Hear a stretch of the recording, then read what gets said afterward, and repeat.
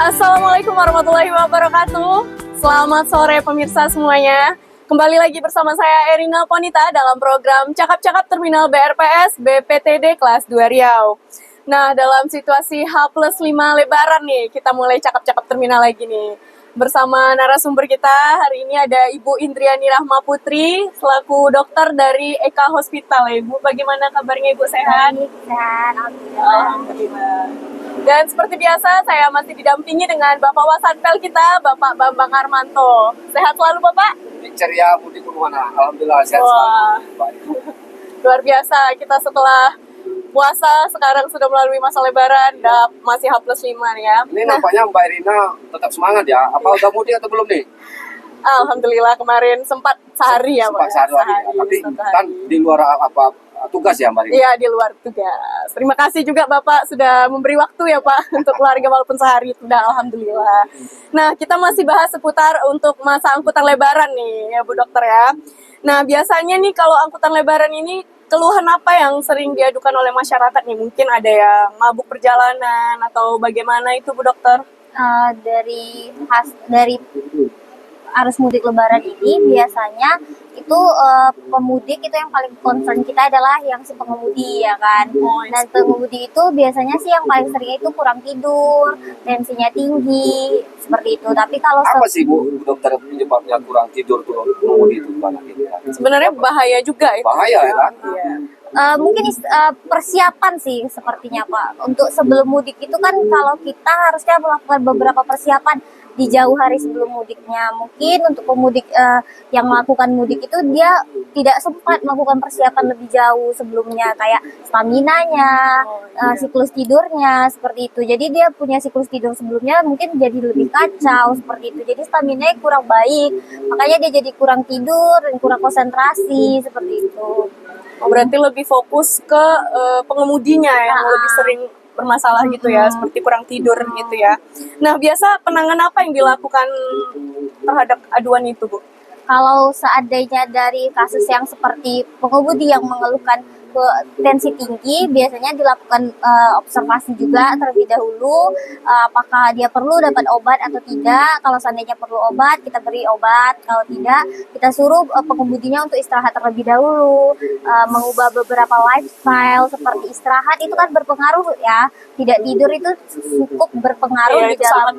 Tapi Bu Dokter sebelum diberikan obat itu dokter secara spesialisnya sudah tahu kan tidak sembarang obat ya kan, tahu nanti obat bisa mengantuk kan seperti apa tuh? Kalau untuk obat tensi, kalau seandainya itu penyebabnya adalah tensi, diberi obat tensi. Tapi dia kalau tensi sih tidak ada efeknya Pak. Yang misalnya seandainya obat ngantuk yang bikin ngantuk itu biasanya obat batuk ya. Jadi kan selain dari tensi tadi, karena arus mudik Lebaran dan situasinya itu sebelumnya kita puasa juga, imun kita kan dengan kondisi hari yang nggak jelas ini jadi lebih banyak sering terkena penyakit batuk ya. Itu juga jadi salah satu penyakit terbanyaknya juga. Jadi kalau misalnya diberi obat batuk, ada kemungkinan ngantuknya. Jadi disuruh istirahat dulu dong. Kita suruh lanjutkan, berarti ditahan dulu supirnya atau menggunakan supir cadangan. Iya, ganti. Pastinya mungkin dari dokter kan pasti berkoordinasi dengan kepala terminal, dengan petugas. Artinya kalau informasi yang sudah didapat dari tenaga medis Bu Dokter ini, ya kita jangan menyarankan dia berangkat atau ganti dulu pengemudinya kan gitu ya, yang fit, yang benar. Nah, kalau kasus kayak ini penumpang yang maksa berangkat, padahal sebenarnya kondisinya itu tidak fit atau lebih baik istirahat di rumah, itu bagaimana itu Bu? Untuk concern dari ada kan yang ada seperti itu untuk penumpang ya. Iya, penumpang. Kalau penumpang, kalau menurut saya hal-hal yang penyakitnya tuh tergantung sih gitu. Misalnya kalau penyakitnya itu dapat menyebarkan ke orang lain, sebaiknya jangan dulu dipaksakan. Namun kalau misalnya penyakitnya itu masih sanggup untuk dibuat dia mobile untuk bergerak, mungkin masih dibolehkan. Tapi kan kalau dia dalam kondisi sakit pasti fisiknya sangat tidak bagus kan. Nanti akan jadi perburukan. Bukan hanya dia menyebarkan orang lain, dia juga lebih mudah dong menangkap penyakit. Jadi sebenarnya bagusnya memang untuk tidak dulu. Atau mungkin dikasih obat, dikasih diperbaiki. Kita tidak dulu, kita perbaiki kondisinya terlebih dulu. Kalau sudah fit, sudah oke, baru diperbolehkan. Tapi sejauh ini kira-kira ada nggak laporan ke rumah sakit, mungkin termasuk rumah sakit di hospital ya, ada seperti kayak dulu kan ada covid Iya. Bu dokter ya kan Mbak Rina ya. Iya. Tapi sekarang bagaimana ada Penyakit menular maksudnya. iya Iya. dengan masa-masa mudik sekarang nih dokter. Kalau yang menular virus paling cuman batuk pilek biasa Batuk aja pilek, sih. ya. Masih bisa pakai masker Iya, ya. masih bisa pakai masker, diobati dengan obat-obat, alhamdulillah masih baik gitu. Bukan yang kalau virus COVID itu kan kemarin karena efeknya kita belum vaksin juga, Iya. jadi dia menyebarnya lebih cepat gitu ya. Tapi nggak ada sih yang Berarti sampai sekarang belum Selain ada lah kejadian. aduan yang positif COVID lagi tuh masih enggak ya? kebetulan saya belum ada dengar sih. Belum ada ya? Tapi kalau di Eka Hospital IGD mungkin ada beberapa, tapi yang tidak, paling cuma positif COVID, tapi bukan yang untuk menyebar banyak. yang masih bisa diatasi ya. Ya, tapi mudah-mudahan jangan ada lagi Jangan lah. sampai ya, Harapan Pak. kita jangan sampai lagi. Iya, Kan seperti benar. itu, Mbak Karena Rina. kemarin udah 2 tahun ya, 2 tahun kita semua masyarakat dunia kan, bukan Iya, hanya di Indonesia benar. aja Tapi kan kan. kita sudah vaksin, jadi kalau udah Apalagi vaksin, kita udah vaksin ya Bu dokter ya. iya, Iya, benar. tubuh kita lebih kuat kan. Itu juga menjadi teguran kepada kita semua ya Pak ya untuk tetap menjaga kesehatan. Iya. Kalau perintah larangan itu ya memang diterapkan, jangan dekat ya jangan dekat gitu kan, social distancing gitu ya. Nah mungkin himbauan kepada para pemudik atau pengemudi nih Bu agar tetap fit di jalan. Terlebih sih yang selalu saya tekankan tadi juga untuk melakukan persiapan dulu dengan matang ya sebelum melakukan permudikan, karena saya bagian dari kesehatannya, saya concern masalah kesehatannya. Mungkin kalau bagi orang lain yang bagian lain ya gitu. Sebelumnya kayak memastikan siklus gaya hidupnya, rajin olahraga, seperti itu kan lumayan membantu kita menjadi lebih Iya, mudah fit benar. kan. Apalagi perjalanan jauh kan kita dipaksa untuk tak terjaga. Iya betul. Nah, jadi kalau misalnya dia punya badan yang fit, dia tidak akan mudah terserang penyakit Iya, dan betul. tidak akan mudah lelah.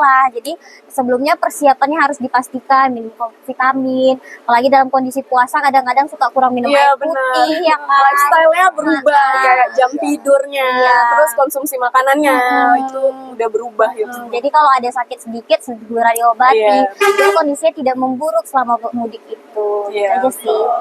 Nah kalau dari Bapak, Nah, tentu pastinya Mbak Rina kita jelas kita sebagai regulator sebagai apalagi, pelayanan ya, dari terminal ya Pak. Apalagi kita sangat berterima kasih nih dari Rumah Sakit Eka Eka Hospital iya. bekerja sama di posko bersama Angkutan Lebaran ini kan. Tadi saya lihat dengan sibuknya Bu Dokter sama Pak Iya. Dokter kan cek semuanya. Nah ini harapan Pak Menteri, harapan Pak Dirjen, harapan kita semua lah. Artinya pengemudi-pengemudi kita memang kondisi fit, Mbak Rina. Jadi biar semoga selamat sampai tujuan, dia pun fokus membawa kendaraan.